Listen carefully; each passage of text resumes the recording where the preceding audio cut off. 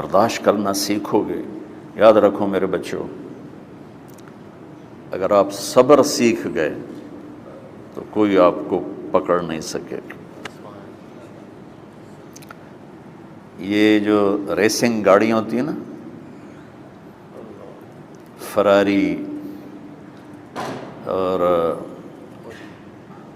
مختلف ان کے نام ہیں، مشہور فراری ہے، اٹلی میں بنتی ہے، لیمبرگینی، یہ دونوں بنتی ہیں وہاں اٹلی میں، اور اس میں جو آدمی جا رہا ہو اس کے لیے سپیڈ لمٹ کی قید کوئی نہیں، ورنہ سب گاڑیوں پہ 120 کلومیٹر پر کے اوپر جائیں گے تو جرمانہ ہوگا، لیکن جو آدمی لیمبرگینی میں جا رہا ہے یا فراری میں جا رہا ہے اس کے لیے کوئی جرمانہ نہیں، چونکہ وہ یوں کرو تو 1 سیکنڈ میں وہ 120 پہ چلی جاتی، صرف اتنا کرنے سے شوں ایسے جاتی ہیں۔ تو میں آپ کو ایک لیمبرگینی دینا چاہتا ہوں، فراری 8 کروڑ کی ہے، فراری 8 کروڑ کی گاڑی ہے فراری۔ کئی دفعہ وہاں جب جاتا ہوں تو کوئی نہ کوئی بٹھا دیتا ہے، یہ آپ کو ذرا سیر کرائیں، وہ ہمارے کو تو شوق کی کوئی چیز ہے نہیں، وہ نوجوانوں کے شوق کی چیز ہے۔ تو 8 کروڑ کی گاڑی ہے، میں مفت آپ کو دے رہا ہوں، وہ ہے صبر۔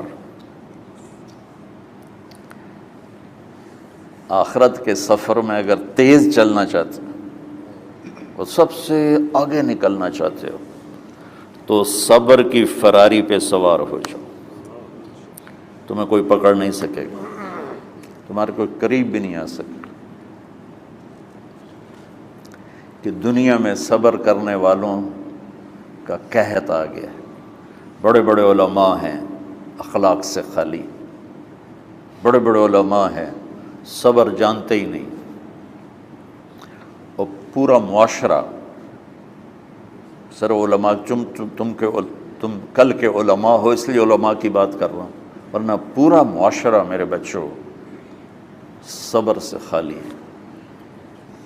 تم سیکھو۔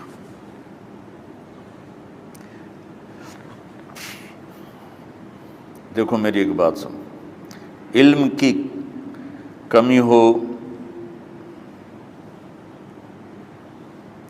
تو اچھے اخلاق اس کو چھپا دیتے ہیں، اخلاق کی کمی ہو تو بڑے سے بڑا علم بھی اسے چھپا نہیں سکتا۔ سارے عیب ہوں اور اخلاق اچھے ہوں تو اخلاق وہ چادر ہے جس میں سارے عیب چھپ جائیں گے، اور ساری صفتیں ہوں اور بد اخلاق ہو تو ہر صفت کو بد اخلاقی چھپا دے گی۔ میرے نبی نے نماز لمبی پڑھی، اللہ نے روک دیا، کہا نہیں چاہیے، ما انزلنا علیک القرآن لتشقی، مختصر نماز پڑھیں، درمیانی نماز پڑھیں، پیسہ سارا خرچ کر دے، اللہ نے روک دیا، ولا تبسطها کل البسط، میرے نبی سارا خرچ نہ کرو، کچھ بچا کے بھی رکھو۔ تبلیغ میں اپنی جان کھپائی، اللہ نے اس سے بھی روک دیا، فلا تذهب نفسک علیہم حسرات، تبلیغ کرو خود نہ مر جاؤ۔ تبلیغ کتنا بڑا عمل ہے، اللہ نے کہا اعتدال۔ نماز کتنا بڑا عمل ہے، اللہ نے کہا درمیانہ ہاتھ رکھو۔ مال خرچ کرنا کتنا بڑا عمل ہے، اللہ نے کہا درمیانہ ہاتھ رکھو۔ جب میرے نے میں نے اخلاق میں بلند پرواز دکھائی تو اللہ نے کہا شاباش انک لعلی خلق عظیم، میرا نبی میں آپ کو شاباش دیتا ہوں، آپ کے اخلاق بڑے عالی شان ہیں۔ یہ نہیں کہا کہ اتنے بھی ذرا تھوڑا اکھ بھی کھائی کر کو کوڑا ہویا کر۔ تو تم مولوی بڑے غسیلے ہوتے ہو، تم میرے بچے بیٹھو نا اس لیے بات کر رہا ہوں، صبر نام کی شے ہی نہیں ہوتی۔ فقہ پڑھنا تو ہماری مت ماری جاتی، قرآن کو بھی فقہ کے انداز میں پڑھتے ہیں، حدیث کو بھی فقہ کے انداز میں پڑھتے ہیں۔ بخاری سے زیادہ امام بخاری پڑھاتے ہیں، ترجمۃ الباب پہ اتنا وقت لگا دیتے ہیں کہ حدیث جو اصل چیز ہے اس کی طرف توجہ نہیں جاتی۔ امام بخاری کی کتاب کا مقدمہ کوئی نہیں، تو اس پر جب بخاری شروع ہوتی ہے تو ہفتہ ہفتہ اس پہ سبق چلتا ہے کہ امام بخاری نے مقدمہ کیوں نہیں لکھا، جی میں سارے مل کے یعنی امام صاحب نے تو گلاں کی جاتی۔ میں اس کا اتنا آسان 1 منٹ میں اس سارے سبق کو ختم کر دیتا ہوں بخاری شریف کے، کہ دیکھو بھائی امام صاحب کا دل نہیں کیا مقدمہ لکھنے کو، اس لیے انہوں نے نہیں لکھا۔ گلموں ایک حدیث کے عنوان اور حدیث میں جوڑ نہیں تھا، تو شیخ رمزی بہت بڑے فاضل آدمی ہمارے فیصل آباد، میں نے کہا شیخ یہ جوڑ کوئی نہیں، کہا شیخ ھذا من اصعب ابواب البخاری، یہ بخاری شریف کے مشکل ترین ابواب میں سے۔ میں نے کہا بڑا آسان کام ہے، امام بخاری بھول گئے، ترجمہ کوئی اور تھا، حدیث کوئی اور لکھ دی، بھول گئے، بشری تو ہیں، کیوں بچوں نے مصیبت پان دیا۔ تو بچوں شوق سے جاؤ، بہانے نہ کرو، ہماری ذرا تھوک ڈال کے پیٹ میں درد، وہ شامہ پہ جان گیا پھر توڑیاں ٹھیک ہے نا، میں زیادہ بول نہیں سکتا ہوں، ضروری سمجھ کے آیا تھا کہ تم خوشی سے جاؤ۔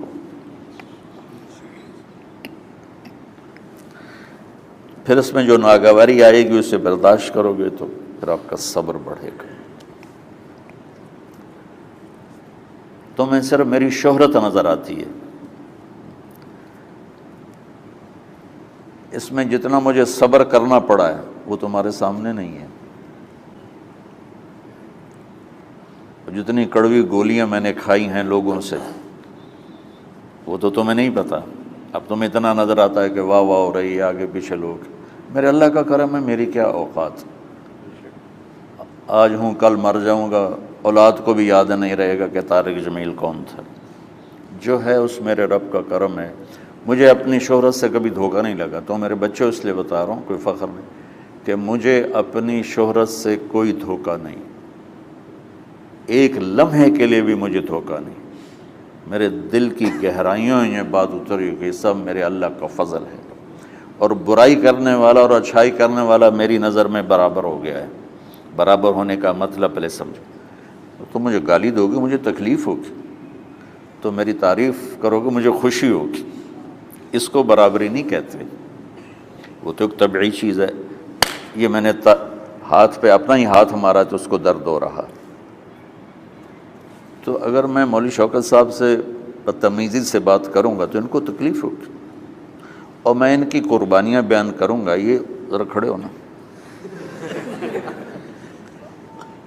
ادھر ہاتھ دو، یہ اس سارے نقشے کے بانی ہیں، یہ پہلی اینٹ ہے، یہ 3000 روپے اس وقت لے رہے تھے 1985 میں 86 میں کراچی،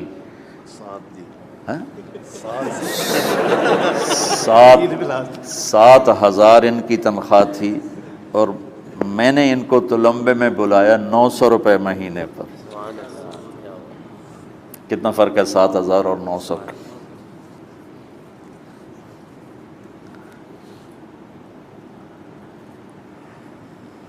لوگ میری تعریف کرتے ہیں، میں اللہ کا شکر ادا کرتا ہوں، اور اس پہ میں تکبر میں نہیں آتا۔ یہ ہے مدح اور ذم برابر ہو جائے، یعنی تعریف کرنا اور برائی کرنا برابر ہو جانے کا مطلب یہ نہیں ہے کہ برائی کرنا سن کے اثر نہیں ہوتا اور تعریف سن کے اثر نہیں ہوتا، نہیں، برابر ہونے کا مطلب بتا رہا ہوں، اس کی توفیق، تائید، رحمت اپنی اولاد کو بتا رہا ہوں۔ کوئی میری تعریف کرتا ہے، میں اللہ کا شکر ادا کرتا ہوں اور اپنے آپ کو بھولتا نہیں ہوں۔ کوئی میری برائی کرتا ہے تو میرے دل میں اس کے لیے کوئی منفی جذبہ نہیں پیدا ہوتا۔ یہ ہے اچھائی برائی کو برابر کر دینا۔ کہ میرے اوپر مختلف الزام لگتے ہیں تو میں ان کو پی جاتا ہوں، اور اس طرح کا معاملہ کرنے والوں سے اپنے دل کو بالکل صاف رکھتا ہوں، بالکل صاف، اور میرا ان سے معاملہ اسی طرح ہوتا ہے جیسے پھر آؤ جی اپنی وجہ سے کبھی کسی سے قطع تعلق نہیں کرتا۔ تو بچوں، صبر بہت بڑی دولت، یہ تمہاری تبلیغی زندگی میں بھی کام آئے گی، علمی زندگی میں بھی کام آئے گا، جب تم گھر والے بنو گے، شادیاں ہوں گی، اس وقت یہ کام آئے گا۔ ٹھیک ہے، اب بہانہ تو نہیں کرو گے نا، خوشی سے جاؤ گے نا؟ چلو، السلام علیکم۔